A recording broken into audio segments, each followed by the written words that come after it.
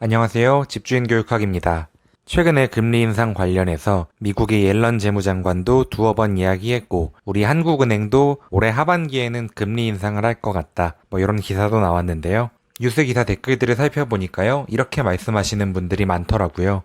가계부채가 사상 최대니까 금리 인상이 되는 날에는 영끌에서 집산 20, 30대 투기꾼들 망하고 부동산은 폭락할 거다. 근데 예전에는 주택담보대출 금리가 지금보다 몇 %씩은 당연하게 비싼 시대도 있었는데요. 그때도 집 살 사람들은 잘만 샀었잖아요. 근데 그때랑 지금이랑 어떻게 다르길래 사람들 반응이 이렇게나 다른지 궁금하지 않으신가요?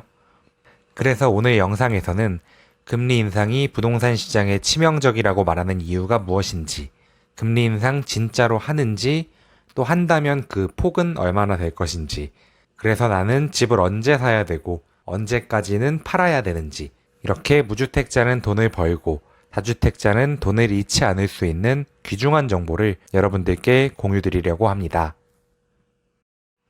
기준금리가 인상되면 집값이 하락할 거다. 이렇게 이야기하는 논리는 무엇일까요? 금리, 우리가 쉽게 접하는 단어로는 이자인데요.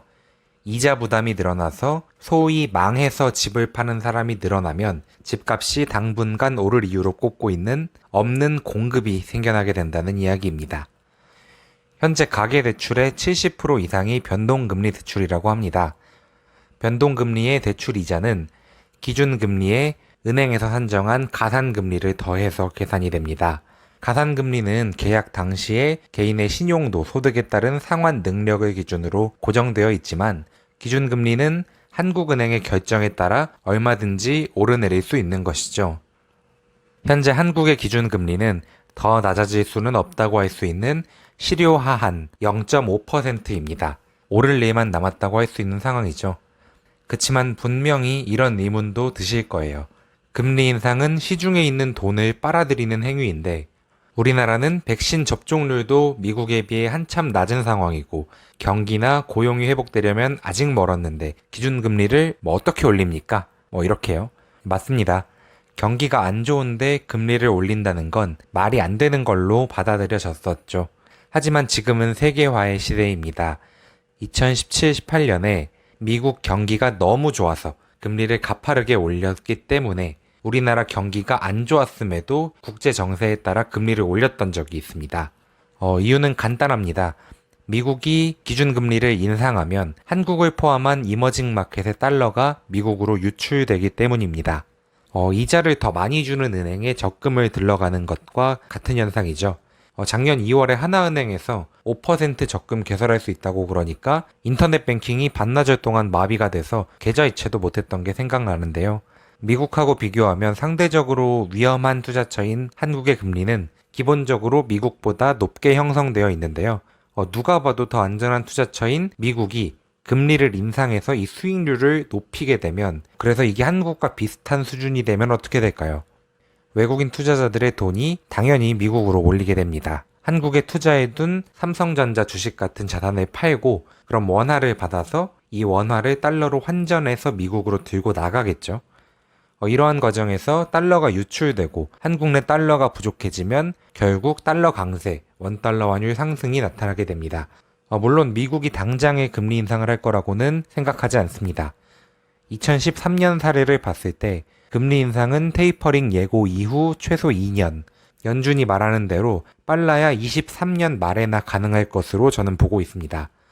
우선은 6월에서 9월 사이에 테이퍼링을 예고할 수 있다고 보고요. 빠르면 올해 말부터 테이퍼링을 시작하게 되겠죠. 테이퍼링을 통해 시중에 푸는 돈이 줄어들면 당장 기준금리가 오르는 건 아니더라도 미국의 장기 채권 금리가 상승하면서 전 세계 달러가 미국으로 돌아가기 시작합니다. 주식하는 분들이라면 올해 3월에 미국 장기 국채 금리가 상승하면서 한국 증시가 휘청이고 원달러 환율이 상승하는 거 보셨을 테니까요. 제 이야기가 마냥 과장된 게 아니라는 걸 아실 겁니다.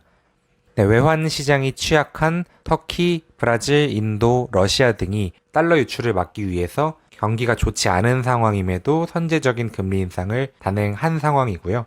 한국은행도 사전 위기관리 차원에서 얼마든지 선제적인 금리 인상을 할 수 있으리라 생각하고 있습니다.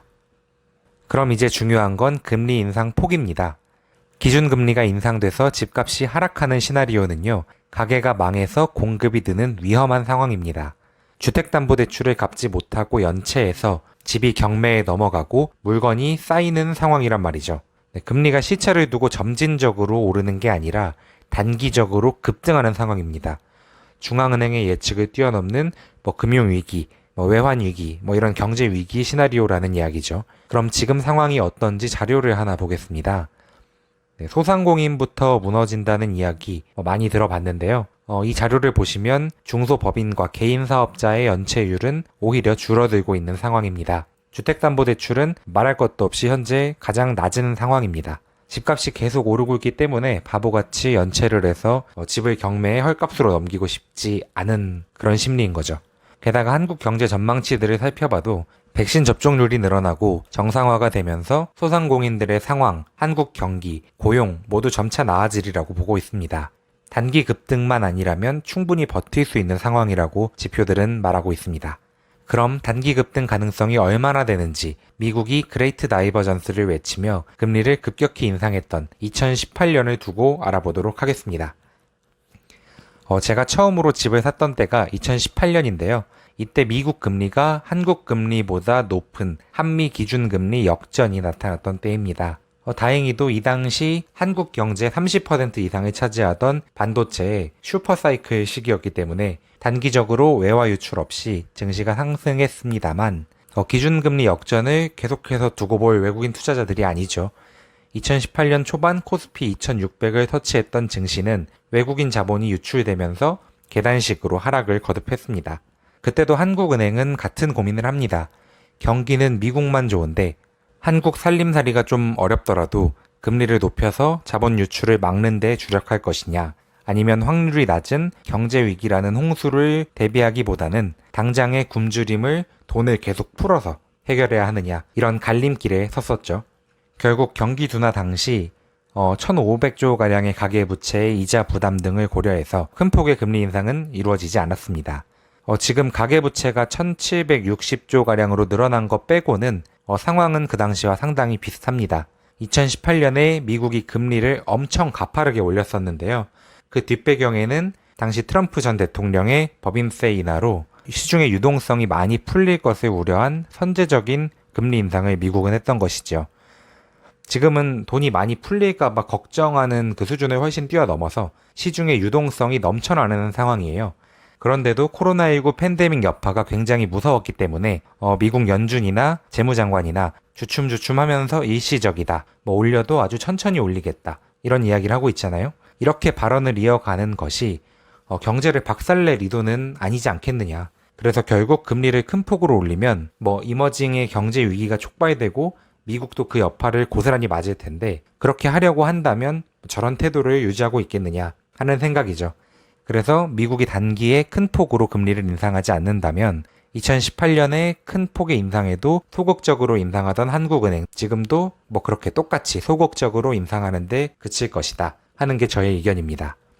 네, 지금까지 부동산 시장이 금리 인상을 신경 쓰는 이유, 그리고 한국은행의 선제적 금리 인상 가능성과 금리 인상 수준에 대해 알아보았습니다. 그럼 지금 집을 사라는 얘기인가요? 집을 갖고 있는 거 언제 팔면 되죠? 이렇게 질문을 하실 수도 있는데요. 제가 전망하는 것처럼 금리의 단기 급등으로 인한 경제 위기가 올 확률이 낮다면 결국 부동산은 이전 영상에서 이야기한 수요 공급의 영향만을 고려하시면 될 겁니다. 여전히 무주택자 여러분들에게는 실거주 한 채는 마련하시라고 추천드리고 싶습니다. 1세대 1주택은 2년 실거주만 하면 비과세 혜택을 받을 수 있는데요. 지금부터 2년이면 2023년에는 비과세 요건을 달성할 수 있게 되는 거죠. 2024년까지는 신축 입주 물량이 급감합니다. 거기다가 현재의 징벌적 양도소득세 하에서는 구축 아파트가 공급으로 많이 나오길 기대하는 것도 어려운 상황입니다. 하지만 매년 결혼을 해서 독립하거나 일자리를 찾아 수도권으로 오는 집이 필요한 수요는 매년 일정 수준으로 존재하기 때문에 공급 부족에 의한 집값 상승을 저는 기대하고 있습니다. 그 뒤에 금리 인상이나 공급 증가 요인으로 집값이 떨어질 것 같다면 그때 미국의 금리 향방이나 입주 물량을 계속 주시하고 있다가 미국 연준의 FOMC에서 나오는 통화정책, 그리고 국내 재건축, 재개발, 신규 택지 분양 정보를 계속해서 모니터링 한다면 수요에 비해 공급이 급증하는 시점을 아실 수 있을 테고요. 굳이 오르고 나서 떨어지기를 기다리시기보다는 지금 사놓고 오른 뒤에 떨어지는 시점을 판단해서 파시면 된다고 저는 생각하고 있습니다. 네, 오늘 준비한 내용 여기까지고요. 구독자 여러분 모두 구매력을 잃지 않는 투자하시길 응원하겠습니다. 여러분 모두를 집주인으로 만들어드리는 그날까지 함께하겠습니다. 오늘 영상 도움이 되셨다면 구독과 좋아요 한 번씩 부탁드리겠습니다. 감사합니다.